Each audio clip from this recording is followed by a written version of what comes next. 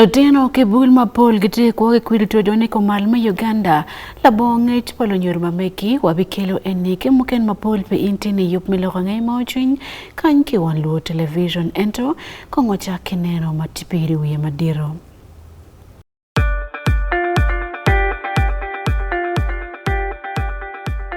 At least the one thing for now we can all agree on is the soap to use. He likes that it's big and lasts long. Anti-economy. I like that it keeps my skin smooth.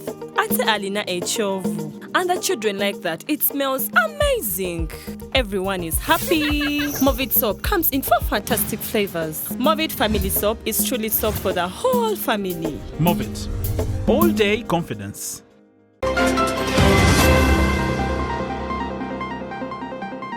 Lutino kibulu mapol maiko malma Uganda ti kwa kituo jon labonge chpalo nyoro mameki nyolo pachigi.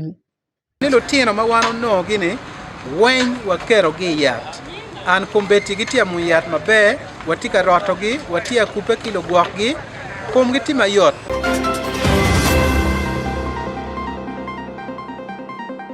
Kilego loloch megulu university mekonyo riemo chan kiku malma Uganda man atirane yachuli. Our soil, even if you kick like this, you can plant maize and harvest it after 3 months. Amore mataka juli kaneno yup milo wange mauchiny afuiri peke wane yup mane tin cheng baraja ninapawi angwen medremi angwen imwaga alibro pirua beach ania Sunday Akumu man Wan Luo television. Lutino mapoliti kwa kwirito jone komgien nakpendo nyorma meke pengayo pepera magiti wakiye ikaber mapoli ko malma Uganda ikar matid mepimo lutino kien charma pat magiti ko malma Uganda dul metaso ijaima igulu city gutimo gunone mo lutino mapol dika chana kitu mapapat enda tirana tuwa jone an mapol man pekiti munu yat kamukene ke munu yat la jin la bonge polo tumo meke piano foot pia ke pimo kamuken mage pimo gini ikano wakitu mana leonio peke yungech wekunong kony mapore na choch pa Wan Luo television ne man Ismail Jacob Jones kilok man matut ki Gulu City. Itum pamwara mokate dul me the Aid Support Organization taso jae office matie Gulu City guber ka wat ichar ma pat me ko malme Uganda kapimu luteno mateno ikom kwitituo jonyo dul man guber kapimu luteno mamwar go chaka bijo o kere pab yangwen magitie charo dak bene ki nono tian ma pol magiti ka kwoki kwiti metuo jonyo malo nyorgi pengeyo Volta Okema regional manager Pitaso jae mai gulu wajani lo tiano magi weng gitia ko keto gi iyat ento duor gitie pe kon malobo America dong food ongolo Amira wajni wano lo tiano maduong mafutia kwa kwiti metuo jonyo ikine ka mwaka beach me o imwaka pawe angwen ikine ka dwe dek keken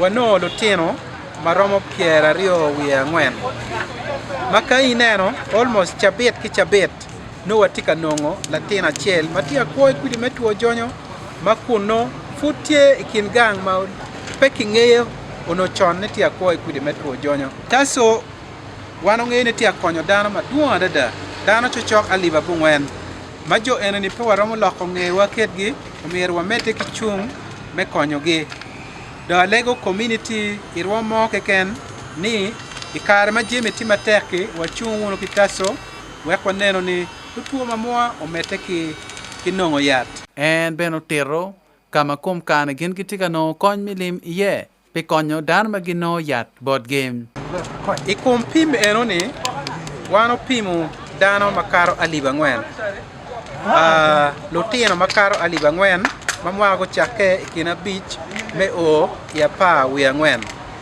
eni wachi wani kache wamete kikore pim enoni furwa romo nongo lutino maduong wakonyo kwogi damiro wani lutino mawano no gini weny wakero gi yat an kumbeti gitia mu yat mabe watika roto gi watia kupe kilo guak gi kum giti mayot mabe Okema beno wajane karme wot mamege ichar ma pat ma kamagiti ye gino perma dit ikom lutino man mage pimu kagino gitiki kwiti tuo jonyo no ikom wot wamo bera pimu lutino kin pajo ni enani lutino mogo tie ma kijalo giro no ni bedo ki ada ne mena ki kume onyotio kama mabo dong kede beti ki ne latin eni goro tie pien mukene no done peti wot mabe mukene no kume bedo liet kare ki kare mukene no lok me cham peti romone chi lutino makuman food meta dadani ki pimgi dong kakaro nonge dok chento nonge wana be mete ki pimo lutino enoni wang ma wanoni dong wa pimo lutino wen ma mete dong adada pero tieni uchake ni ondwe pierio wi angwen medwe ma chel kit ma chal wano ngeyo president me America ujo fudong kony ma USAID tika mione kitung chel Eunice Akelo matie ngarchel makonyo anyiera madong gitika da magitika kwoki kwiti tuo jonyo wajo luor ma bertie ikom lutino nyiera ikar melok mengolo kony wa kigamente melobo Amerika mo wuni ki par client twin to ki kana ber ki client atek ma chero kalimo gi ki gaenge magendo wa ni gendo ngi wuni ni taso kiloro ento taso no te kiloro dongo ber ka goy plan mi dongi to ya ki mateno piano we gi chap mo ne chi joma pol be go piro ka ne ma piro kan taso kan gi penyo ka taso kilor ero wani ya tiere ki dar ber ki tu twin ma tera da piano no gitamni ya la jendo pera Akelo wajo ki Wan Luo TV ni timme chimutok futi perma total ikom lutena nyiera man mateno magetie kin pajom kom karne tachu ofiji megulu giteka miyo yad la jin tuo jonyo ki dan makar alibabo ngwen Ismail Jacob Jones Be Wan Luo Television Igulu City.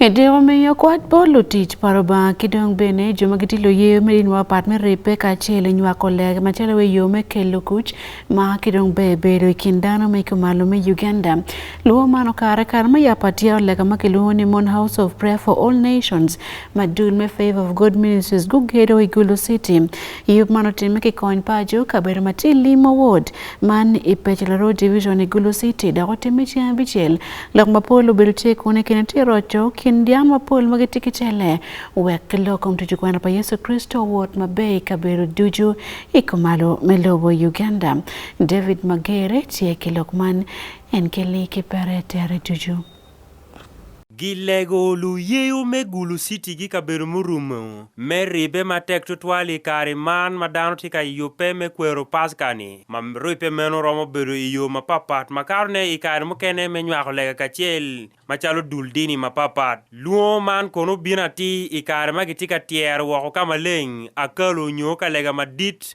man magiluoni House of Prayers for All Nations madud mi Favor of God Ministries ayo gero Malaria ngech yop mote mechi Becheli Gulu City e karme yop meno kono lu yeu mapapat gubino e yop meno maikin gibeno ke lutela mapapat lutimbi achar ki joma pol magi kwa e Gulu City kika beru maurumu memo chadeni kom yep meno lutela nywa bem madon mekanisha meno kono gulego lega metier ot meno bodlo ba kon ki kwano jabuli kitma yang Daudi otimu pere ya kalo ilogo Israel the prayer which your servant is praying before you today, that your eyes may be open towards this temple night and day, towards the place of which you said, my name shall be there, that you may hear the prayer which your servant makes towards this place. Concerning what God has been doing through favor of God. God has been doing through his servants, Carol and Terry. And through the staff of favor of God. Let's open your mouth and speak to God. Declare to God whatever is in your heart. That I have given us this place. Carol Mati founder gi director me Favor of God Ministry kono ikare me lega meno kono o terne meri gitie me yar wo ke paloba dok meri bu lak ma pol paloba ni chake kare ma no lwen beru keri ko malme Uganda ma gen gitiu ti ma pol me kelu dano ka chel boldo ba. And you must leave a path for many others to follow. Indo meri kare tenyo ko tieni le dan pol ma ko biri nei kulubi. They want an anointing to take the gospel to nations.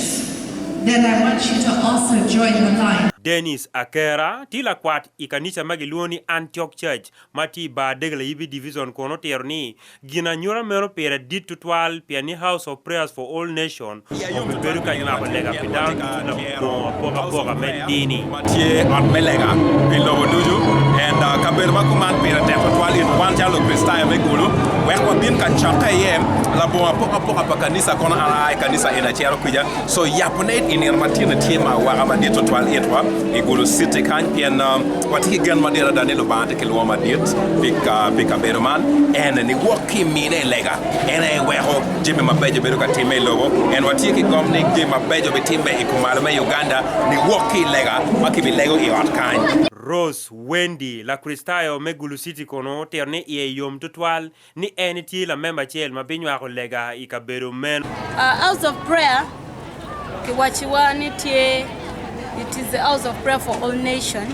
Tien lokani pekoyo dini moi kan tia agonya me binu kalega House of Prayer makaro dudu wan wa yenyo la chuya ye pi wakana te dini pian dini pola kare gipoke gi wai wan wa tijo money ento House of Prayer tie olega madu di binu ka goro wano ka chel Inoni Dr. John Mulindi la kwat madit mador dul mageluone World Trumpet Mission kono mati Kampala City o teroni pire tek tutwali o mirdan ko rebe ka chen la bo par kidini mo ken pian illegati ye tek matek ki ye aduki mabe tutwal ikwo padano So they would start worshiping. And there were other ministers. They would start worshiping, praying, and sharing testimonies. And while they were worshiping and sharing testimonies, there would be lots and lots and lots of miracles. People would experience God's power. And the miracles would happen. And they would share the miracles and testimonies. And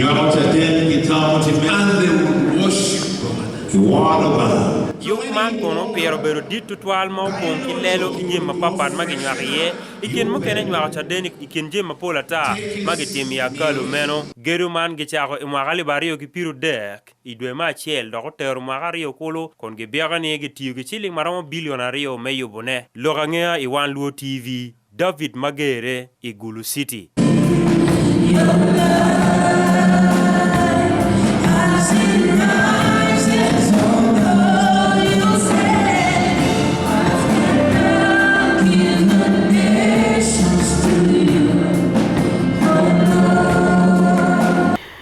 Kelego loloch megulu university mageme konyo dano maya chilime tikingo magitikwed me pieto kwa ichama papat maramo konyo dano riemo chan kidong bene kwanyo dano kipero madit mo tuene kom dano iko malo melebo Uganda lokmano akibot la konyo komisha mane la komfonye ganyi kwan ma university man igang kanwe fonye kituro la dit John pakonyo chira wani mono loki karmane pire teko chwali mon kinen kitiki ngej balante kwedi karmane melako kwa pa dano magitiko malume Uganda yana berkalo ke karme tuyo yop ma gore makilwoni mono career expo 2025 makayo pilotino kwan megulu university kidong dan mapol ko bereti kono kanywa kedong benaleyo tam ilo komanyime kufonye kachel kilo komti chiko malo melobo Uganda wanti kilok man matut pe ine yop melo kange mojing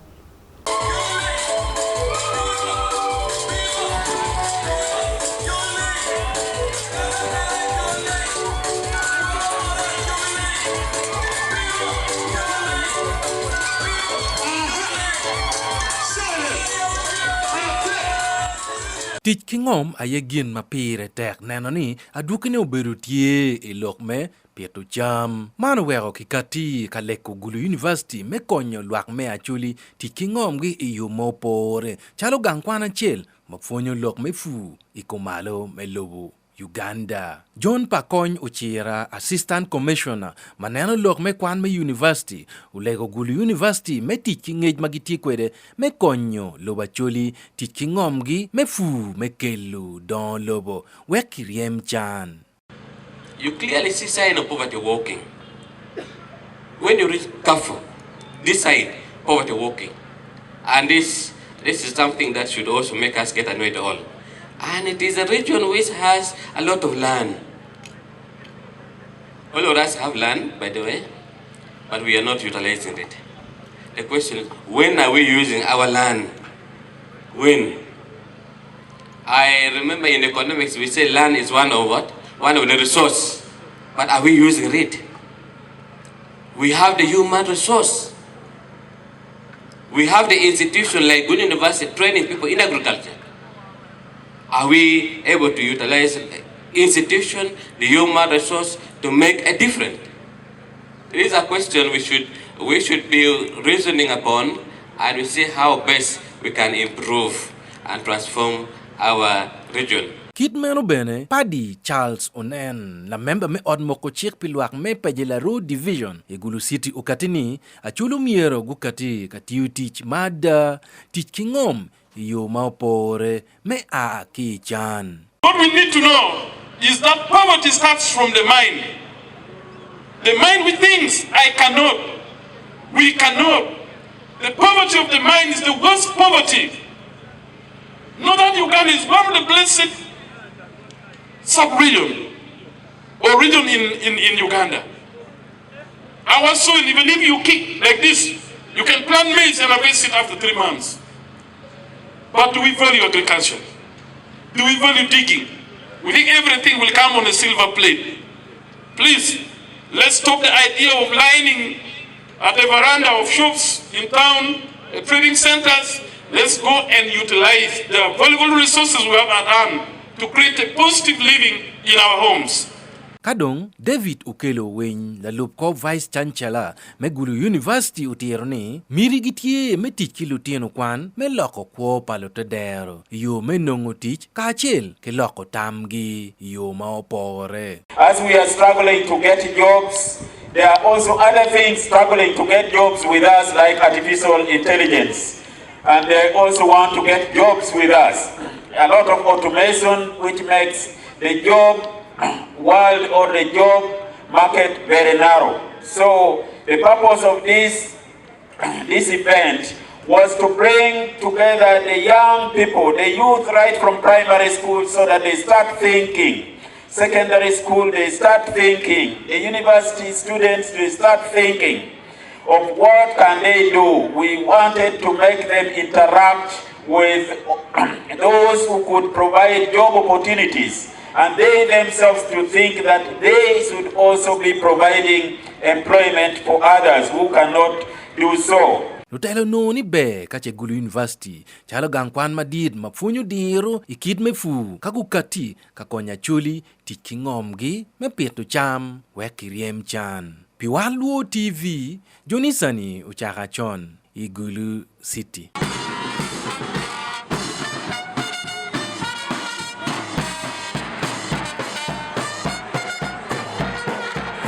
Afoy ritual neno report kibot Jonisani uchaka chon. Lodir me party NRM guchi lotela makitika laki party mwen ngedone party man me beru kilo ke bene ker matek me chung me kelo ala mabe pitela igamente me lobo Uganda ben na chelam la lok pe party NRM kiyo Moro district awani mono jolodan me party man pe tek ento mergo konri pe kilo tela mokene piene mono party karman tike jema pol mokele ala pe dano magemero chung enate party man ke jemo ken mapol pe annually lobo Uganda. Ismail Jacob Jones Kelly Lok Matut ikom lok palotela me party NRM ya Joli bolotela makiti ake party mukene medonyo en e party ni eni man party NRM. chachak ene lok me lokke balu chui bie madon magiti ko malme Uganda maono giti parti ma pechwa ko gamente lokke gi parti NRM donc tie magwa total man okelo ton la peñ ma ter total kipot dan mo kene maono gi chwa ko parti NRM chon dok ben gen giti tela kamo kene ben gen guber ka chung ikar mau kara ngeny man wego ben achelam matila roit pa parti NRM Iomor district dok ben achelam i tam ke president Yoweri Museveni katiki lok ma mege ma lope ki lok ma eno ber ka winyune bodlo chwak parti man Piru ka kolgi na kongi ba penduzi gi NRM. Pedo is an automatic thing ni ibi dot parliament. Get him assessing it properly by the voters. But pitikin get him more, Kai Benadini, bit of a lock tomorrow. Finally, I want him really landing down. But actually, what to be done? Initiate even be what to done when he needed to get away in immersion. Mama no eat out pay, but then I remember in killing. What new things have you brought for us? Come in a parent. Si beno in pebi karpi pati primary penal en go biar ngat achelam kono wajene lakke palutela magi a ki pati ma pechwa ko gamente doni NRM miracle alaka ma dit total bod luak mete der me chule jumal manien ma munu won yini ko biro ma daw ta lok yema poli giti de mero guti chule gembe ngo winya Mirgu wo Jomaguno Dongu sustaining party foundation during the most difficult time. Actually, war. Kai biru walking man. Kai walking queen. Walking for general langa. Finally, the war you may know people who are put in an EB no. Me war. The war. Mario. Mirgu doping can you to ni biro ki new ideas worth being trusted to be a candidate for NRM. And beno chiko matek tutan dana magichi kalakene ni kache kubino kita maraj chi dana madonguri chone party NRM kar mo kene pegi bibini gi chwak me makobandera pa party man. Leaders may actually should operate under a common ground with a clear position on whatever they want for the people actually. Langi have achieved that. No Akiva Stadium, no votes. That is a common position, whether in NRM, whether in DP, whether where. That's their common position. They don't care so much about your party and this one's party, but what you need for the people now. That is lacking here. I'm trying to see something similar to this. The Teleme West Nile. They made joint statements. Their common position on a bar. And Uchikoni Meno, Lakke Padano Mage, Miro Kongi, Dakbenagu Lak Nenagu Beda Jail, Meter Jimmy Mamete, Nigamento Tempia Chuli, Con Ent Mio La Bole, Ikum Lok Mamako Getu Gudima Aki Guluchiti, Cher Patero, Madong Tika Fua Mater com Karaman. Gudima aki gulu cher moroto lok me lar ngom kitele mati ngom me pa iken mo kenem ikar me lok ma mege kilo kwang lok nge bene itia dek igulu city la dit bene utiero mir ma mege me chung bene me bela me parliament me Omoro county alla chu me member parliament no Omoro county dok chung ne le is not a job. It was on delayed. It was not delayed by the chairman of the party who advised me, face to face. Anyway, what Kalarimo take time for one day, June 2026, and I followed very closely. And Pachung Yomorti and March here, at June 2001, a movement system, I got over 6,000 votes. I was defeated by Jacob. At June 2006, the first NRM flag bearer, my scale went up. Even that difficult time by NRM, I was a very popular person. Popularity, you know, any job you take enjoying today. Because mine as my factor would be very difficult for Jacob to defeat Toilet. We shall prove it very shortly. And don't legalo tell me chule to twale no me parliament. Me no phone ma be keyboard lu wirige mage aki region mo kenem. Ismail Jacob Jones, pe Wan Luo television Igulu City. Again, mapat kimeno ki Arua City tumchabit mokan ben dan mapol ko gore wot kitien man melweni kum to malaria. Wot man jumo iwayo bedo parliamentary forum on malaria. Man dulpat moko check man lokom weni kum to malaria man no mir kitime mi ngej bod dano. Choko beneji maramo kon weni kum to malaria kidong bene choko chwin dano. Me bedo timetit kachel gamente kenulu tit me yot kom ilwen ikum to malaria. Yob maratir ne beno bedo tepe chato ya tagwer manyen magamento kelo pituo malaria ilobo Uganda. Wanen kong matuti komwotman kiwot Robert Ariaka ki Arua City.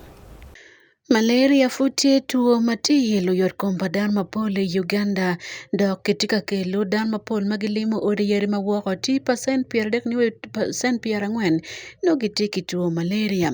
Kabene percent para bit niwe piari kulu padan magamu wikitana odi yeri mapate lobo Uganda kany no gitiki tuo malaria. Kadong bene to may lobo Uganda matime percent pa niwe ya pao ya beach wengti adoki metuo malaria.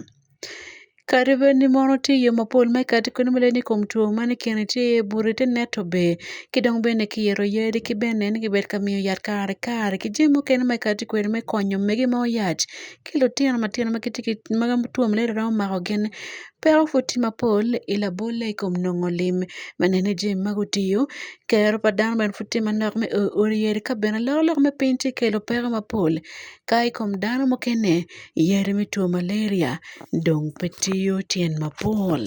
Dr. Peace Taru Oliver matira dit maloti diot kompetitu no Arua owani mono wotman piere tek piene tika miyo ngej bodan mapol menene kemike per makup kilo kumtuo malaria tutwale bene miyo ngej bot anyole Uganda ikom yat agwera manyen pituo malaria maikati kwere lobo Uganda idwe ni ene. Of mobilization or sensitization is the greatest, because as we walked around the city, you saw that people were interested to see what is happening, and for them to see the children move around and then us dressed like this, it was very good.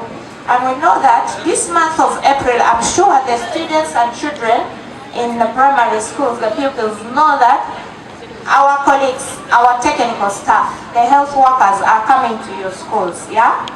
They are giving you drugs which you eat for the worms. We call them the deworming drugs.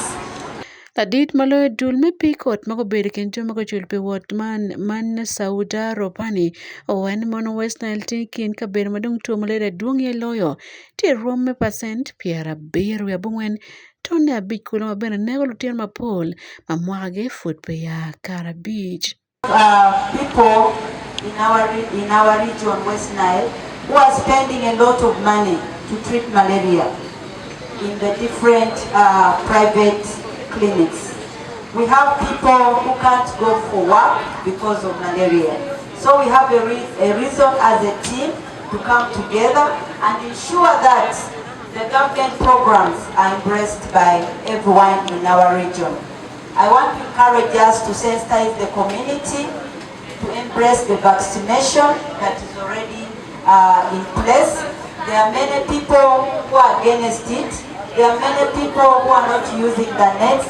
Let's continue with the fight. Let's sensitize the community so that our region can be free of malaria. Adit malo dulma kiluni mono malaria partners Uganda Eva Kaguna owane mono nengi matuti kumjoko to malaria kino tiana matiana magatiari gai kwan weko ke ken kwan mapol kabene chamo kene kilo pero idok ori mapol.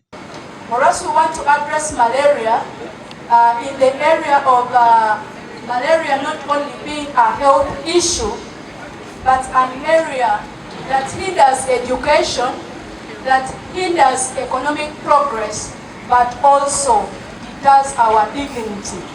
Where you look at malaria affecting the education system through absenteeism, you find that 5% of the school absenteeism in school is all attributed to malaria.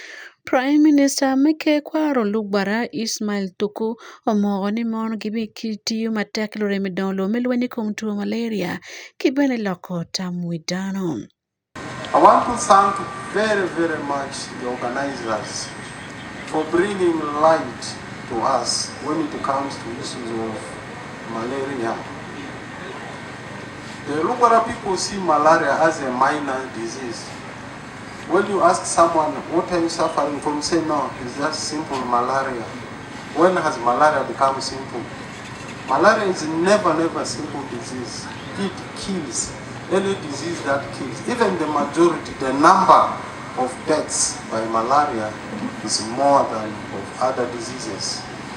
Ekin joma ko berutie wot man berutie kwan ma ko diere me wot me nyotong bino me kikachel me lweny ikom tuo malaria. Eyup man dul manelo kombeni kom tuo malaria at moko chek me lobo Uganda ayego yobo pitene ma achel Yarua City. Pelo range mo chwiny ki Yarua City man Robert Adiga.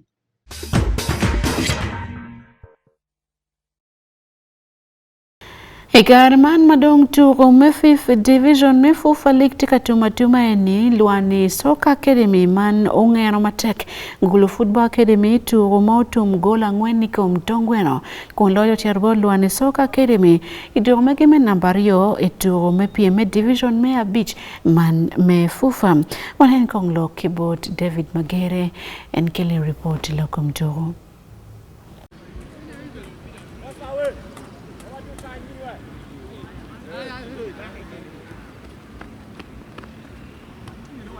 Ituro Dilome Federation of Uganda Football Association man FUFA 5th Division League e Gulu City kono Luani Soccer Academy ongeno Gulu Football Academy golo angweni kom tongweno ituro mecha bet ma biro pe mwaka turu man alibario gipiru ngwen alibario gipiru beach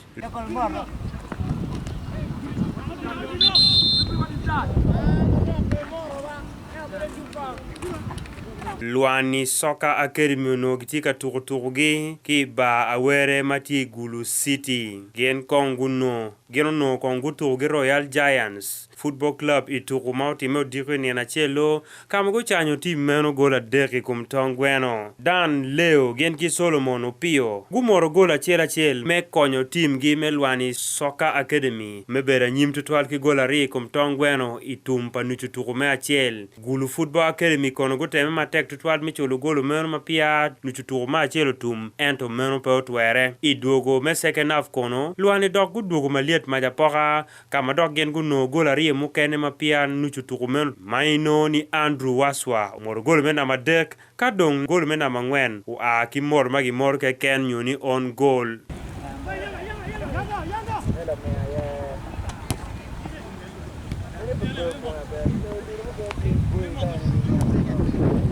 Apaya Jacob Motia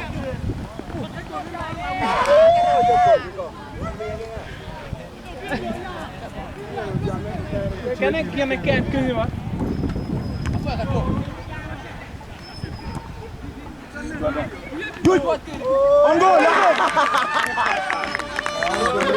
Angwen meno kon wero team man goyo lo wodgi gol angwen kom tongweno Stephen Atua mati captain Palwani Soccer Academy kono morni gengi yobe matek tutwal pituru mecha bete man Palwani Soccer Academy last week we been na madep table so one nene perwate mami obet ole kamo chen na Maria so weekend when we training matek ya one nene walo weekend so man nene yabo ki Roy Jans go got there nil and this is our last game of the day go on 1-0 terwa na machele pona parviche Joma getam mer geten kod gi el tugo me 5th Division League ko antini ngo bodge for chicken for fans kyako tell me club of nene tigi jim wine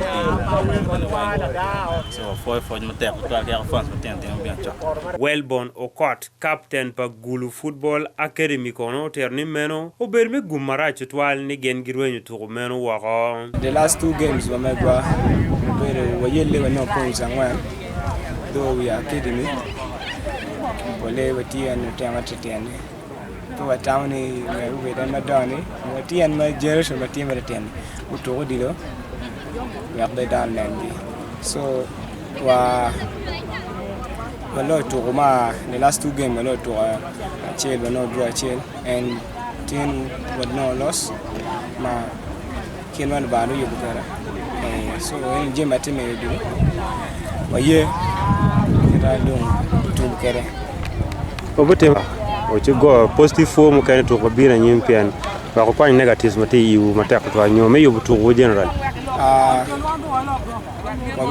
Bobby dog ikamwa ci Bobby dog Bobby improving kama waneno era beria ino ni loy to balwani soccer academy kono tergi na macheli wi mecha mi 5th division league kono kipo na par michel kadong gulu football academy gitie na ma beach kipo maroma pa keken lorange komtoro i Wan Luo TV David Magere i Gulu City.